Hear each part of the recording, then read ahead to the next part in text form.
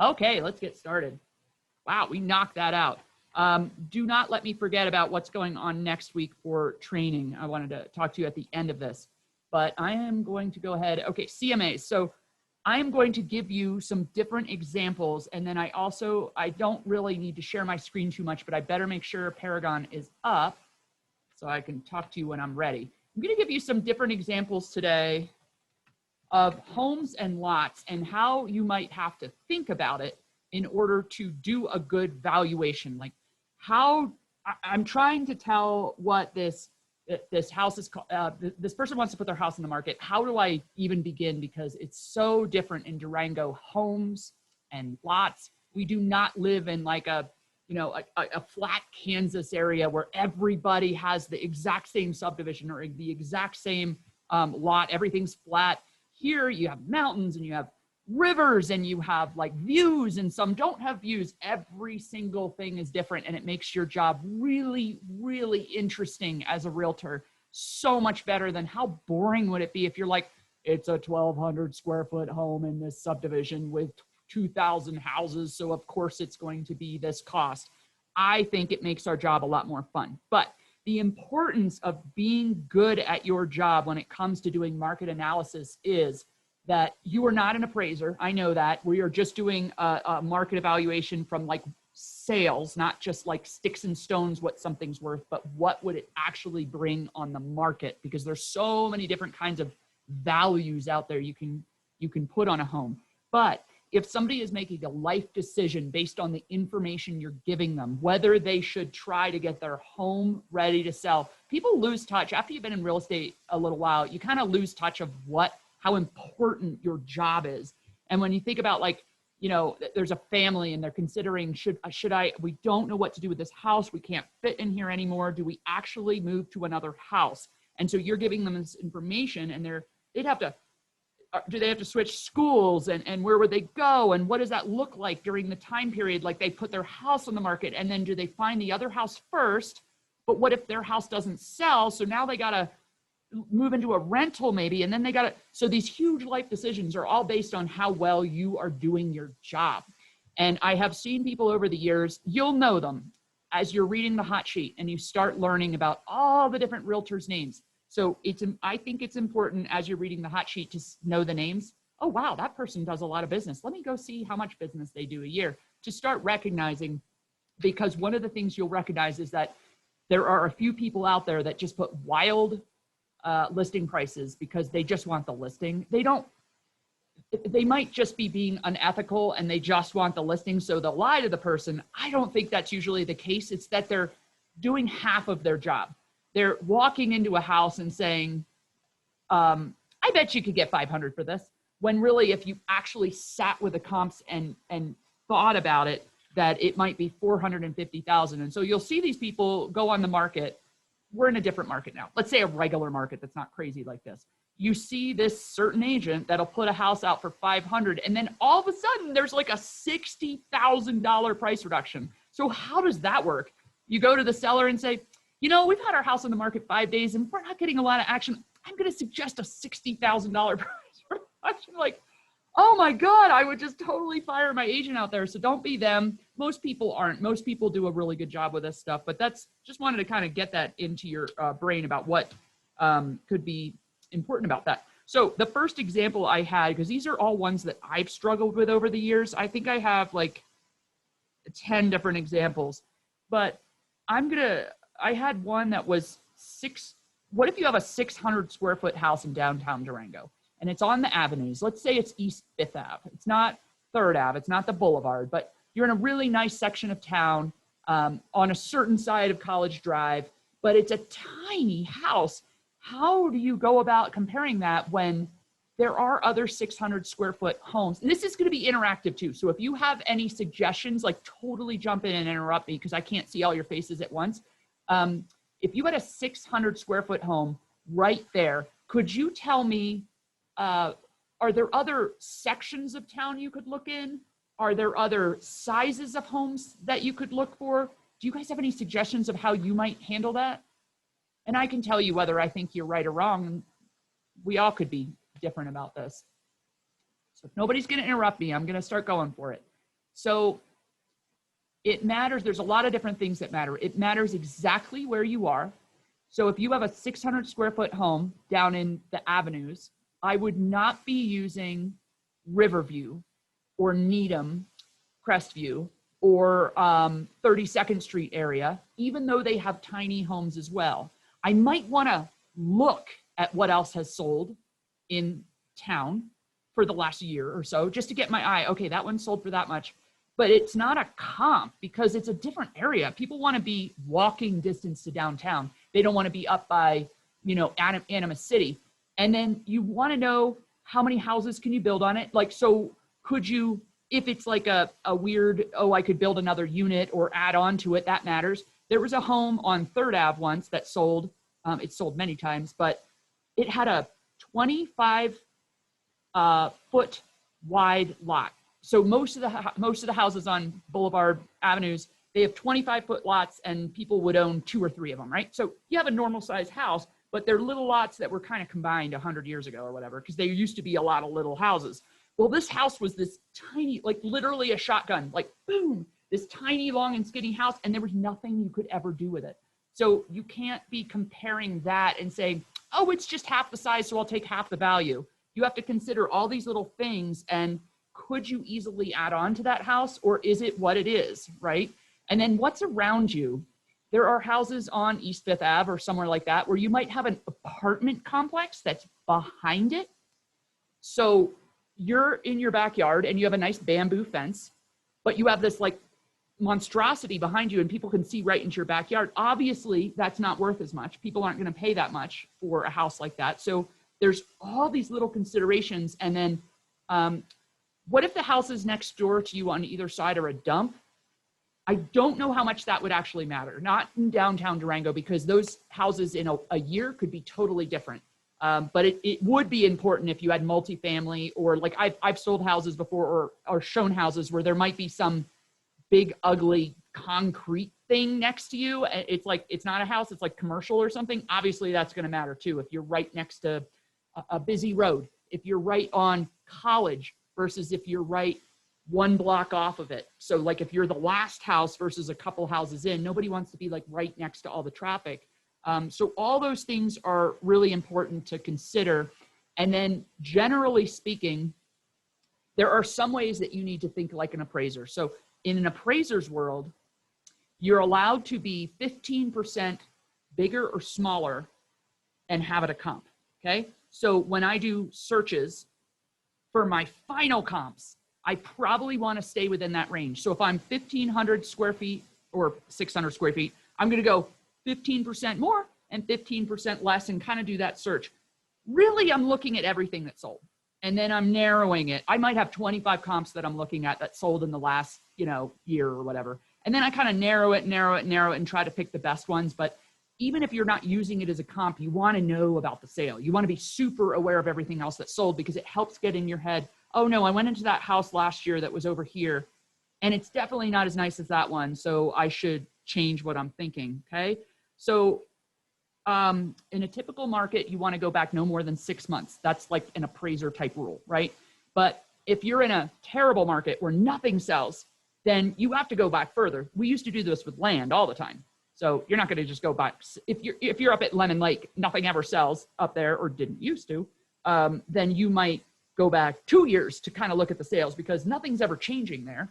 So the prices of things aren't like going up astronomically, right? So you might go back a couple years and just warn them in the valuation, like, look, some of these are pretty old, but I'm still using it because it's a sale and there isn't anything else that sold. In our market, where things are going up so super fast, you might only want to go back 3 months, right? It's the same when you're in a cascading down market. So 2009, maybe not 2009 yet, because the market crashed. Then nothing sold, so nobody knew what the price was supposed to be. And then in like 2010, 2011, 2012, the market was going bam, like way down. So it was like your $300,000 house might be worth $15,000 less every 6 months, right? So in a cascading down or up market, you might have a really short window, or start calculating in your house, well, that sold 2 months ago, I bet it's less than that now. So those are all kind of the tricks. Again, I think I can see chat, but if you have a question, totally jump in. Those are my ideas. I'm going to totally jump just for sake of time. I'm going to keep jumping around. And then if you want me to go back to something, I can. So I am going to put you on Paragon now. And this is one that I was right about. There's no worse or better feeling, I don't know which one it is, than having a house that you didn't get because you were super honest with the seller, that I'm really good at doing comps. That was one thing I was really good at, and doing a good market valuation for people.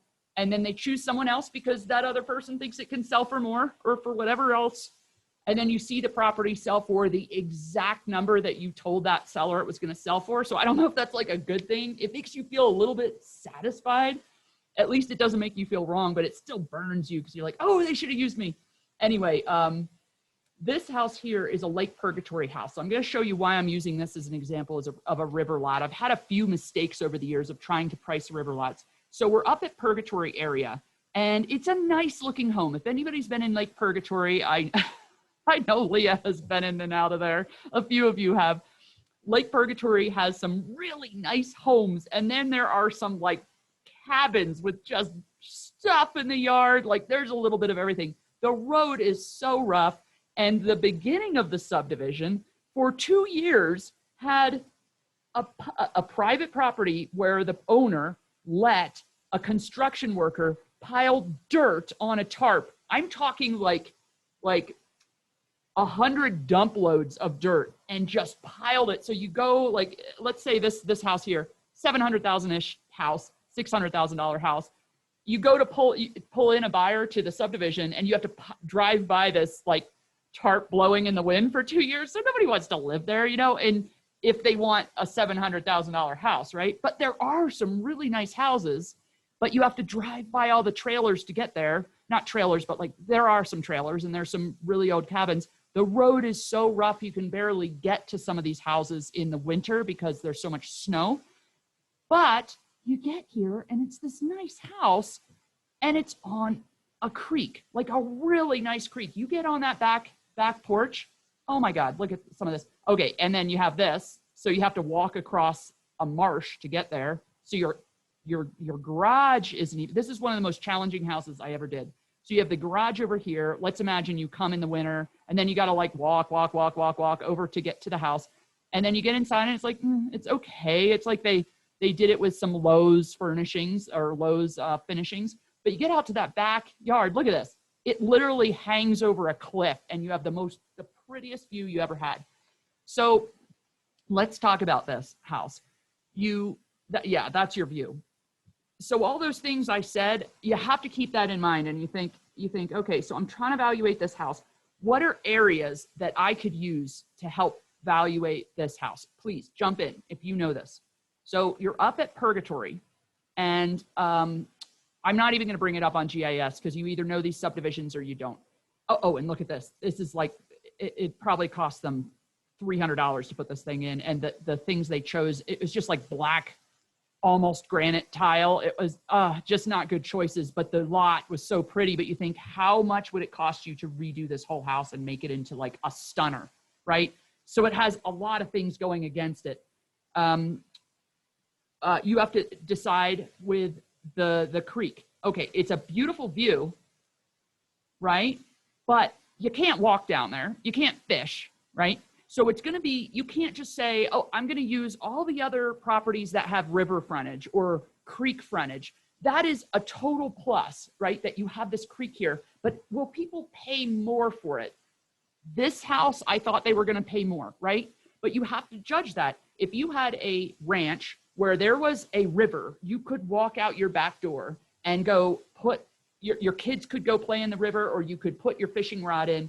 That's going to be different than a house that I had evaluate once, where you had a house, yep, just like this one. You had a house here, you had a road that went in between, and then you had the river across the street. So like, who cares? It's a beautiful river, but they can't get to it. So it ended up, the river meant nothing to the cost of the house, okay? So it's all about like use. And for this house, yes, let's say it's 2,700 square feet.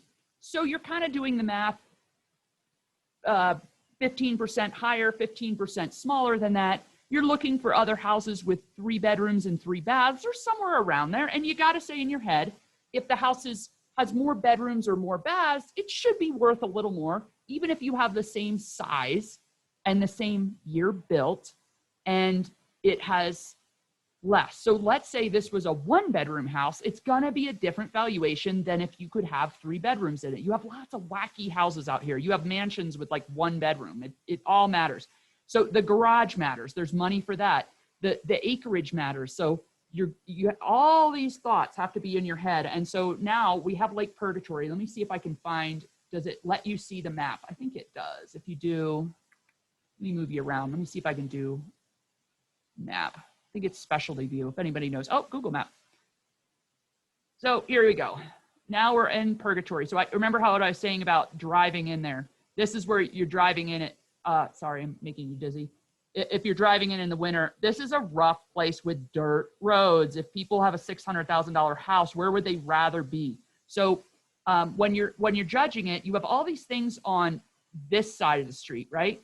But they're not rural. These are part of DMMA, so you can't really use that. Okay, so now we have Lake of the Pines. That's a perfect comp over here. If there's anything that's sold, this area, perfect comp. But then you get down the road, you have, what about these? Because this is what this is what the other agents were saying it was worth.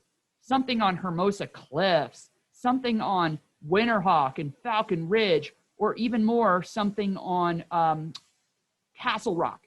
All of these subdivisions are gated and they're paved and they have central services.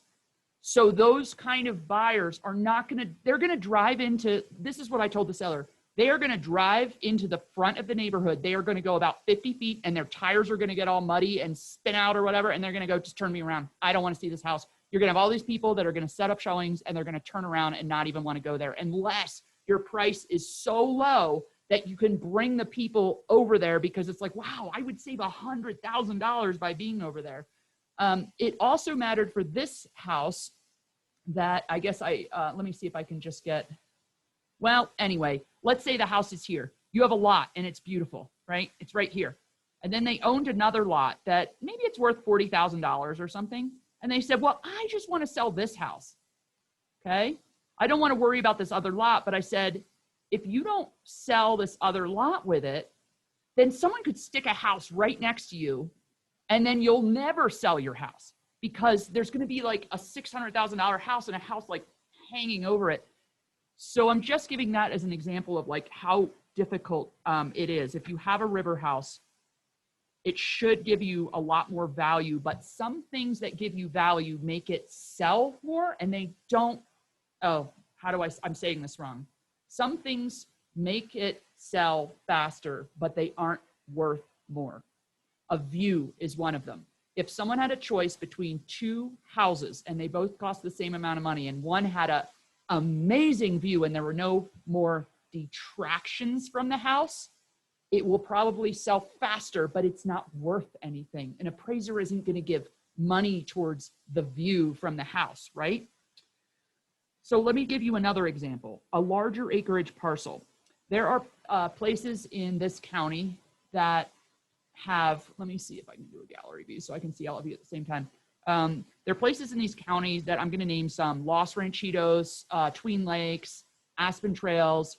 You have subdivisions where most of the lots are a certain size, but some of the lots are bigger. Los Ranchitos has covenants and beautiful homes for the most part. Some of them are older, and most of them are on 3 acres, but some are on 5.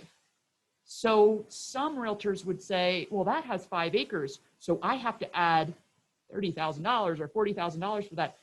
It's not true. So the way an appraiser, we're not appraisers, but your brain has to always think, I don't want to evaluate it more than an appraiser because most buyers are going to get an appraiser eventually. And even if the buyer wants to pay the higher price, if the appraisal says it's worth less, you're going to get less for the house.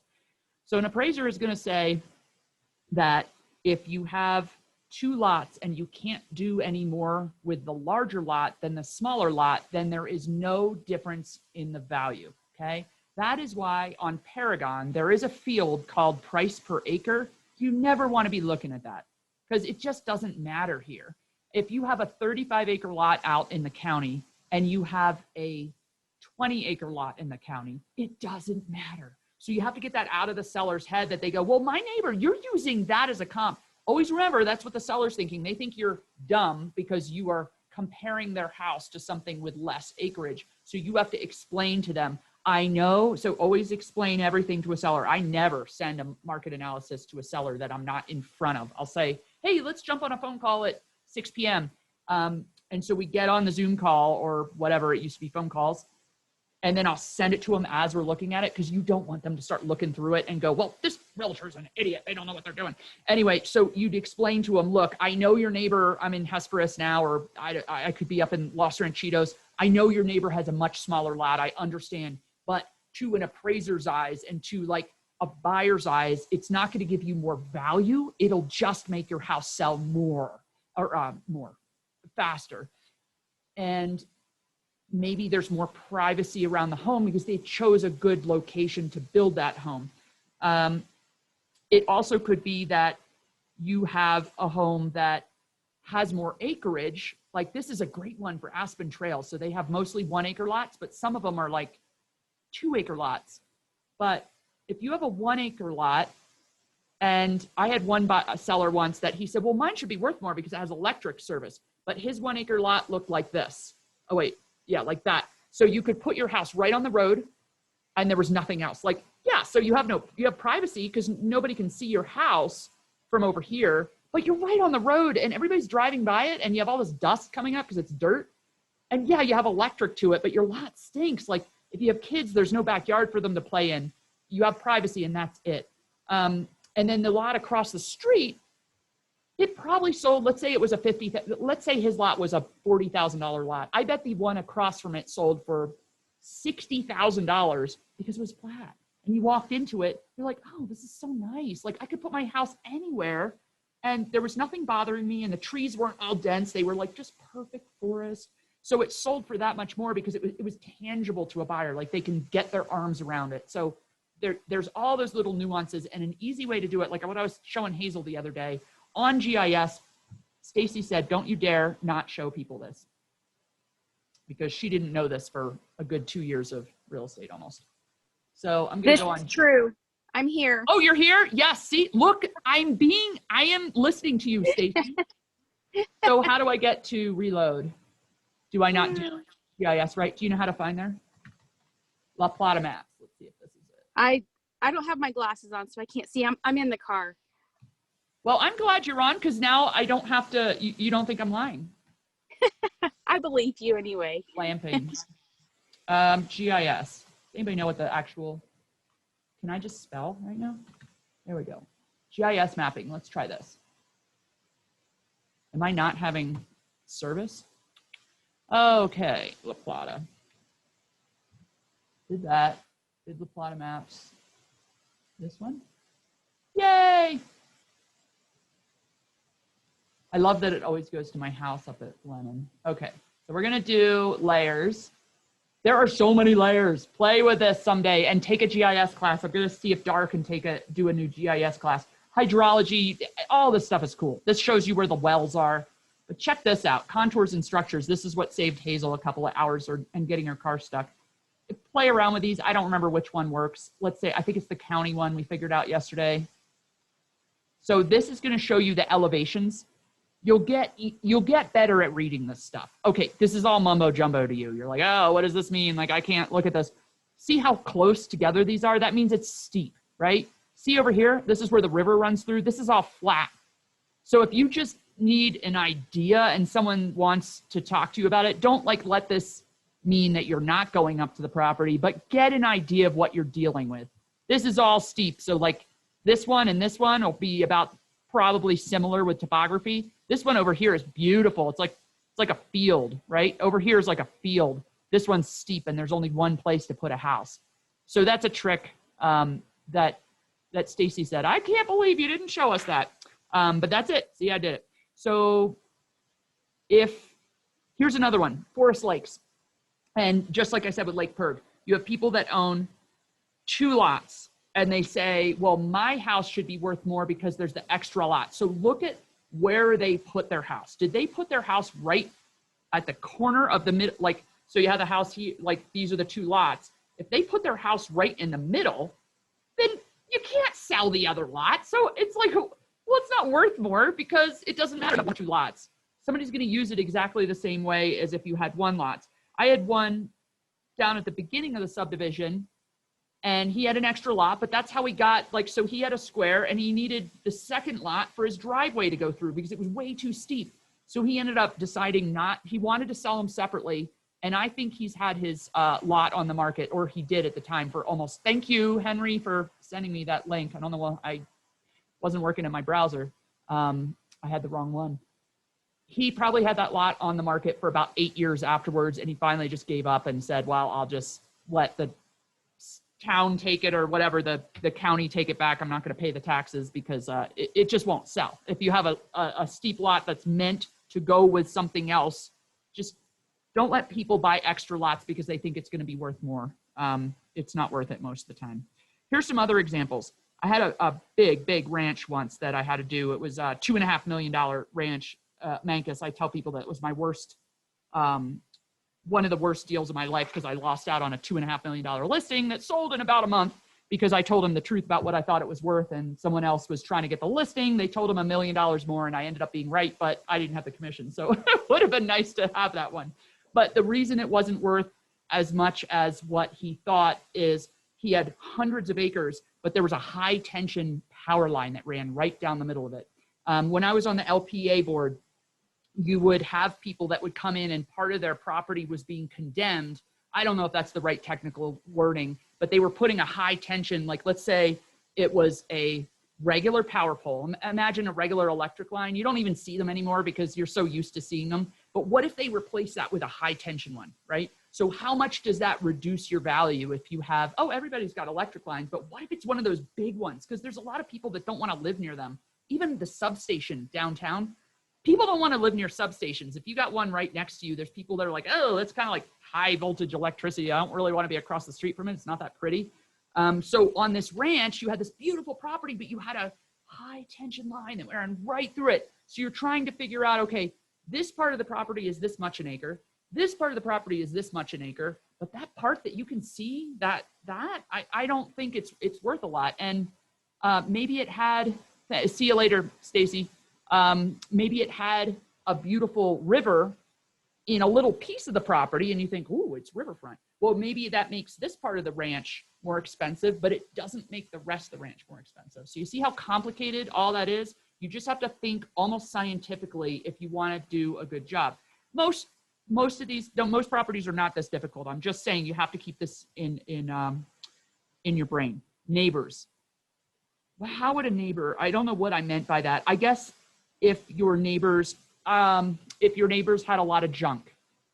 Yes, okay, I think of one. I had a Bayfield listing, and you have these little places off the Buck Highway that they're in town, but they're really close to their neighbors, and you had a junk mongerer next to a really pretty house. And she had fenced out the neighbor so you couldn't really see the junk, but you had to drive by it, and it was your next door neighbor. So that house, it definitely was less money because, so you could tell them, I think it would be worth this, but because of the neighbor, I don't think we should price it that high. I think we should come in a little lower. So as long as you're really open and honest with people about why you came to the decision you can, they get it.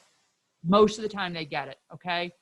You just want to walk them through your process. So whatever it is, when you're putting it together, make sure when you're showing them the comps, you're explaining why you chose those certain comps. If it needs work. So remember that house that I showed with the Lake Purgatory? So that one, I could not imagine anyone in their right mind spending above $500,000 for a home and wanting the ugly carpeting they had, or the ugly kitchen they had, or the ugly tile, or you name it. They had it repainted and they chose green. So it just some inside, not outside. So just some bad things they chose. So you kind of have to, in your brain, say, if I'm looking at comps, and the better you get will be because when COVID is over, you're going to go and preview everything on the market. You want to know everything on the market. You just want to be aware. And if you're a busy realtor, you're going to get into every house because you have a buyer that's looking at most of the houses on the market. But at least go and in the areas you do a lot of business on, go and preview the houses. So when you're doing these market analyses, you can talk to the seller and say, so this house, I went in it. And the weird thing about this house is they had this terrible floor plan. So your house is actually worth more. Or I went into that house and the finishes were, look at this picture. So you see this, they did it with, they used real hardwood floor. Yours is vinyl. And they used solid wood doors. Yours are painted. So when you know a house better, you don't have to study as much of the pictures, but you can tell a lot of stuff from pictures now. Just really look at the pictures and say, how is the finish on this house compared to mine? Like, how much would it cost for that house to become this? Because that one in like Purgatory was worth a lot less than a house in another subdivision that had a better builder or higher quality finishes or better choices on today's market. You might get a little old lady or couple in a house that they made very bad choices and they're showing off their beautiful hand done tile. But it might have sold 5 years ago at a certain amount, but now it's dated. So unless they keep updating their house, it's not going to sell as much as the house next door that kept it up. You can also have houses that are too nice. Now, I had, there are times that you get really cheap lots. Vista del Oro, I think it's called, is one place that you used to be able to get a lot for $40,000 or $50,000. And there are some people that built $700,000 homes on these cheap lots. But you went into them and you think, yeah, but it's still a $40,000 lot and it costs, it takes 50 minutes to get to that property, right? So you don't want to be using any other subdivisions to compare that house to other than its own little place. Or if you choose another subdivision and you say, this is close enough, make sure it has a lot that's worth about the same amount, or you're taking that into an account. So like Vista del Oro out in Hesperus, where there's cheap lots, I might consider, there's a place off of Highway 141 that has high tension wires, and I can't remember the name of it, but there's 3 phases, Long Hollow. I might use Long Hollow because it's kind of cheap down there too, and there's some gas wells around. And so even though it's kind of far away, I'll say the price of the lots is similar. And this is all the reason you have to know the hot sheet. Just keep looking at all the new listings that come out and start getting yourself acquainted. And you'll remember, you'll start doing a market analysis. It'll get easier and easier because you'll go, what was that other place that I saw lots that were like $40,000? Oh yeah, it's that place down on 213. I bet I could use that as a comp for this place, right? So you can have these houses that are too nice for the neighborhood. I also had ones, Vista del Oro, it's the same house I'm thinking of. They went overboard on their finishings. They had marble floors. They had marble countertops. They spent $30,000 on their oven. So she's telling me like, yeah, well, you just got to add another $20,000 to it because of the oven I bought, but no buyer cares. They'll be like, oh, cool, I got a $30,000 oven, but they're not going to pay you more money for it. Does that make sense? So you just got to like, the buyer wants free stuff. So they don't care that you put in an RV hookup. That's another one. People want more money for their RV hookup. That house will sell quicker because you'll get some Arizonan or Texan that has their RV and they can plug it right in and not worry about it. But no person is coming to the table saying, oh, hey, April, can you get me a house in Forest Lakes? And it has to have it. I am willing to pay any price, but you have to have an RV hookup. They can do that themselves. They don't need you to find them a house that has that. Okay, the only other thing I can think of that would be worth mentioning is some people ask, well, should I put in a $15,000 thing to have natural gas? Forest Lakes is one place that you can get natural gas. So people were calling me over a couple-year period saying, God, it's cheaper if I do it now. Or maybe Central Water, if you're on the La Plata line that's going in.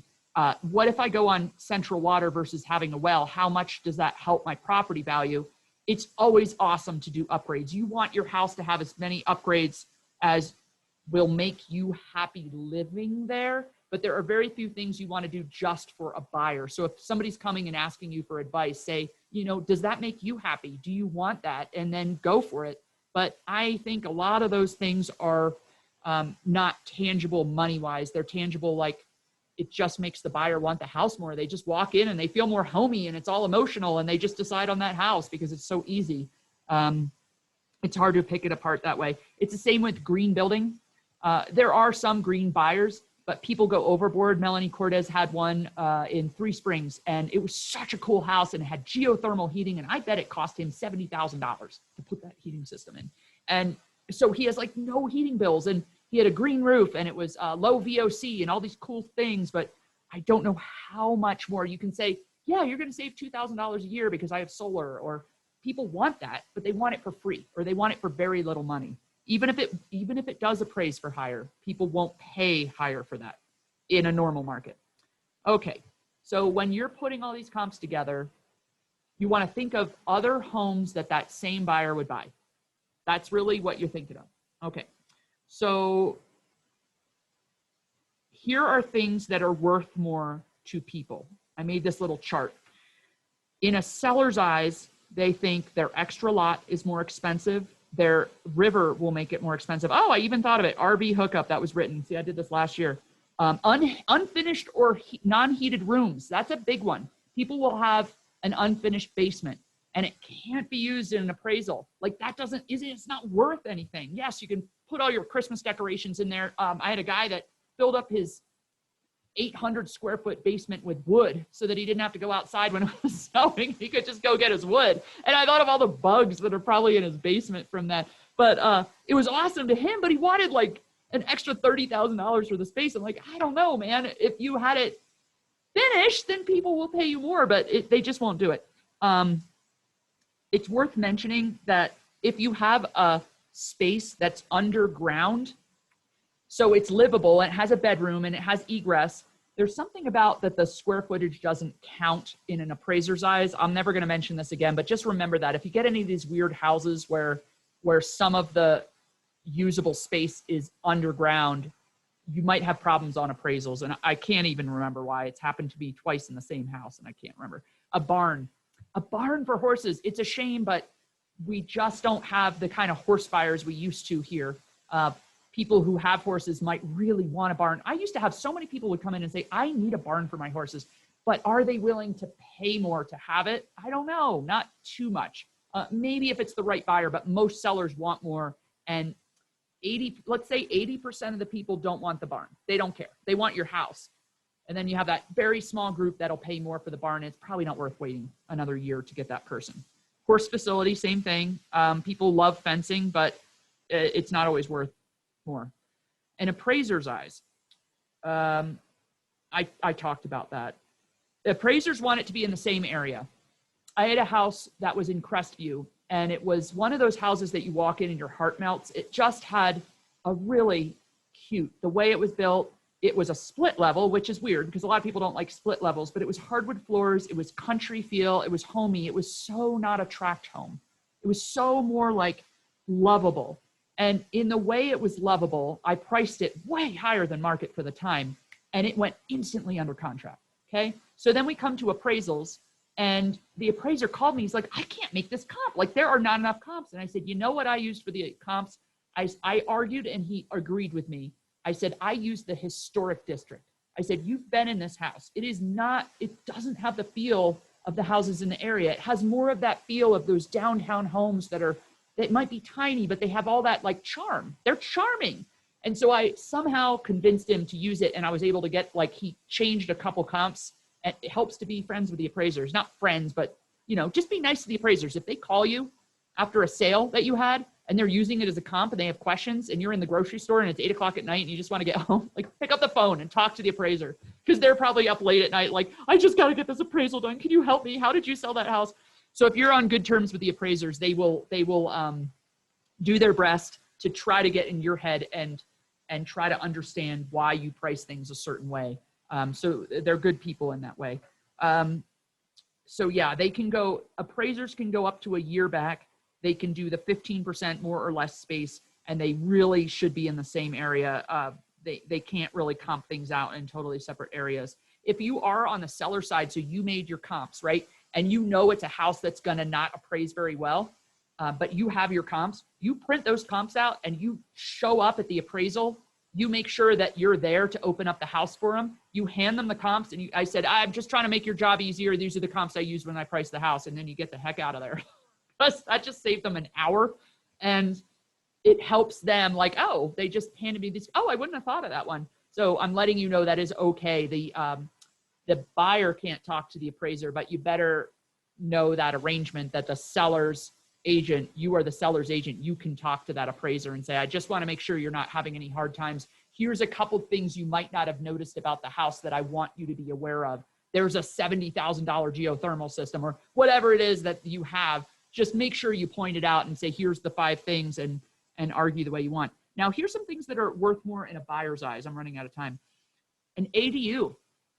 So I remember zoning possibilities, same thing. So ADU, accessible, accessory dwelling unit. There was a house downtown, I'll never forget this, and it was priced so many years ago, it probably doesn't make sense to tell you this. It sold for $25,000 more than all the comps in the area for the same price because it had the potential to put an ADU next to it, right? So the lot was big enough. It made sense. That is a great question, Anna. I'll get to that. It made sense that you would put an ADU there. There was room. It wouldn't get in the way of anything. It would be easy to do a driveway to each, so it was usable. Cinnamon had one yesterday on Virtual Home Tour, if you saw it, that the county or the city says you could put 9 more units on the lot. And we just kind of laughed before the virtual tour, like, you could never fit 9 units on this lot. So it didn't make sense because how would you get 9 units on this thing? So you have to kind of think that if it says you can do an ADU, but you know you have to like stack it on top of the house you have now, probably not worth as much as if you could put them all nice and neat next to each other. Buyer's eyes. Zoning possibilities, ADU, and sometimes views. So if you get a lot, 2 luxury lots in a subdivision, and one is under the other and has Celadon, perfect example, or not Castle Rock.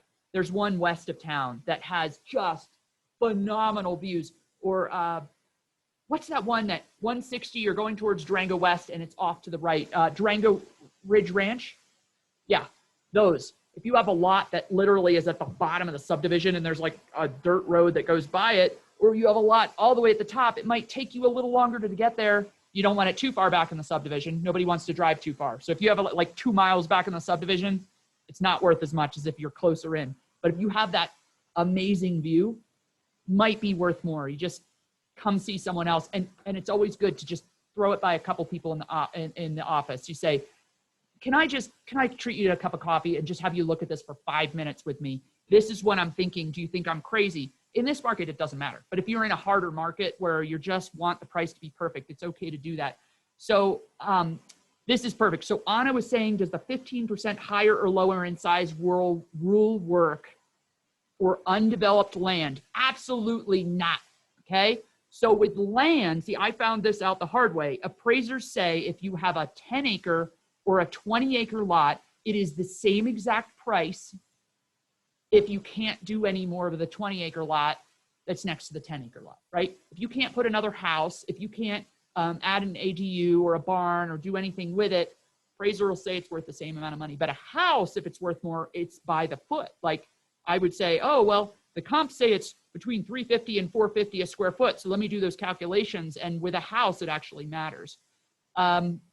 And then the views are great, but the $3,000 per year HOA fee is less exciting. I know some of these insane expensive because you think about the plowing and oh my God, there are so many expensive HOAs out there. So I totally agree. Was there anything else I had to tell you? So create the solds, try to do your market analysis, try not to look at what the assessor thinks it's worth. That gets in your head. So if you look at the assessor's value first, then your brain is always going to say, well, the assessor says, I must be wrong. The assessor says, so don't even look at it until you're done. And then you can go, oh, I'm pretty close to the assessor. That makes me feel good. And then take whatever you decided and put that price and your house, put it back on what's now on the market. Okay. So you only look at the sales. And then you put it back on the market and say, how would that do? If I put this on the market now, what do you think it would go under contract? And sometimes you need a little adjusting. You go, right now, there's nothing on the market. We might be able to adjust it a little $10,000, $15,000 because there's nothing out there. So let's just try it, seller. And if it doesn't sell, then we can always lower it back down later. But if you put it back on the market and you go, oh my God, all the other houses are less money, you better be careful. And then say, you know, I was thinking it might be this, but it clearly shows that the market is a little bit under that now. So let's try for this. So be very aware what the other comps are and what's going on. Do you guys have some basic questions about that? Anything? Feel free to just jump in. Go ahead, Hazel. Do you have any like hard copies of that information as well, like with lists of like what or anything like that? I don't, but I could just type it up. Like what things to think about, you mean? Yeah, of like what puts value and what doesn't put value. I was trying to make notes, but I feel like I missed those. So No, you know what? I might, because I have it all written. I could let me look online. I'm going to look and see if there's a document, because all of these things happen because I learned the hard way, and I bet I read it somewhere. So I will do a quick look-see, and if I find something, I'll send it along. And if not, it'll go on my to-do list, and I will eventually get one to you. Sorry, I don't want to make I more have it work right for here. you. No, that totally is a great idea. Find doc. Anything else? Otherwise, we are ahead of. Oh, go ahead. No, you break in. Okay, I just have a weird one that I'm trying to do. Oh, that's right. Price. You said you have one now. So, because it's in Aspen Trails, and it's bigger. That one's weird. Okay. Yeah. So, how far back in the subdivision is it? It's at the end, like the far back. So that's about. Is it on the left or right? You're driving in. Is it like kind of just back, just straight back?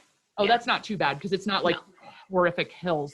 No, so, and you don't take a lot of turns or anything. That's not bad. So I would probably use, you would use other vacant lots, and I would look for parcels around Florida Road, all the way up that Florida Road Valley, and see if there's anything that you've seen sell in the last 2 full years. There's also some tracks behind Wilderness Lakes, and funny, Hazel and I found them in our searches yesterday. So I'll help you with that personally. You look around, there's 2 parcels. I don't even think they were they were on Paragon. And they were like, one of them was Luis, and Luis sold it. So look for his sale, and there's another Wilderness Lake. So those are ones that are behind subdivisions that happen to be like triple the size of other ones. And then let me think about it a little more, and I'll see if I can think of some others. But it should be in the Florida River Valley. Okay. Yeah. Okay.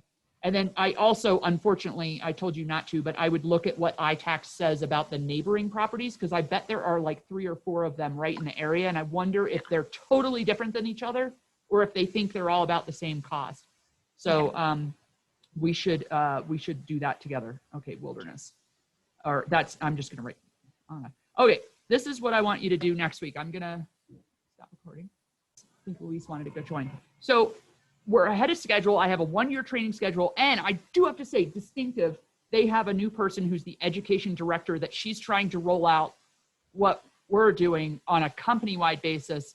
And so she took my list of everything I teach you guys, and she took like half of it and said, this is stuff that everyone should be learning for every state, not just like Durango, Colorado. So I was really blown away by their layering, CBX, like everything you can learn on Coldwell Banker University, and what we're teaching, and like kind of what DAR's teaching, and IQ classes all into one document. And I was just so blown away. I don't know when it's going to roll out, so I'm going to just keep going with you guys like I usually do. And then as they have classes, I'll just step back a little bit, and maybe we'll just start meeting weekly with how our weeks went, and we can do like a powwow or something. But for now, since we're ahead of schedule, I want, who here has an iPhone? Okay, most of you. Henry, what are you on? Okay, I got most of you. Yeah, I'm on Android. You're on Android. Okay, so for all of you iPhone listeners, I want you to go and if you have space on your phone, because that was my problem, I had to delete like 100 photos to get a new app. Go and download the app Clubhouse. I've talked about it before. It's called Clubhouse Drop-In Audio Chat, and there's a guy, their symbol is just a picture of a guy. Download it and set up your profile. We are an innovative company, and I want you guys to be the first on it. We have a few people in our office on it, but it is so much fun to learn from it, because there's all these rooms you can just jump in and say, oh, that's interesting to me. Oh, that's interesting to me. You can do whatever you want to do with your personal profile, but do follow real estate so that you start getting and follow a bunch of people once you see people, and then it will alert you to a whole bunch of rooms that are going on that have your interests. Like I said, I'm really interested in Airbnb and with real estate and with some other cultural stuff that I like to hear about. So during the day, there's no beep. It'll just say, hey, there's a room that just started, or hey, coming up, there's a class on this. So you drop in, there's no visual, it's just audio. You can do it on your way home. I want you to spend 45 minutes dropping in to at least one class or one talk. And it's everything from marketing 101 to what to do to get the big listing. Like there is so much going on out there. So the iPhone users, if you are able to on your iPhone, download it and then tell me when you've downloaded it and I will invite you in. You need an invite to actually be able to get into it. It's like very few people are on it right now. And then for you non-iPhone users, are the ones that actually can't get the app. It's only on iPhone. The ones who can't get the app downloaded for any reason, I want you guys to do a self-directed Coldwell Banker University class. You don't have to take the whole class. Just look at them and decide on one that seems interesting to you and try to like do a 45 minutes worth, right? And then I want us all to come back and I want to do the round table like we usually do, but tell me the one or two things that you thought were cool that you learned. Like, I don't care what it's about, just something real estate wise, because I'm finding that even after 20 years in business, I'm learning stuff from going on Clubhouse. So does that sound good to you? Yeah, I'm finding there's